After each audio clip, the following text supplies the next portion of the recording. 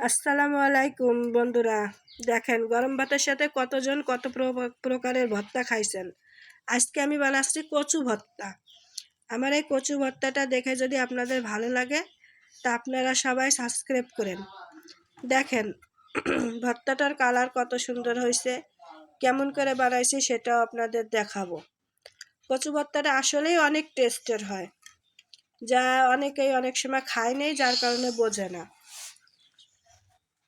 তা এই কারণেই আমি আগে শুধু ভর্তাটার কালার আপনাদেরকে দেখাচ্ছি, কতটা সুন্দর লাগতেছে। আমার কাছে তো অনেক সুন্দর লাগতেছে, আপনাদের কাছে কেমন লাগে সেটা আমাকে জানাবেন কমেন্টে।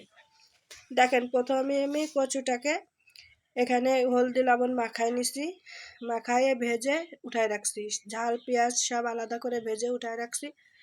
এখন এই ভর্তাটা আমি পাটায় বেটে নিছি, পাটায় বেটে নিয়ে সর্ষের তেল দিয়ে তারপরে এই ভর্তাটাকে আমি বানাইছি। এরকম করে আপনারা বানায় খেয়ে দেখবেন, কচু ভর্তাটা খুবই মজার একটা ভর্তা।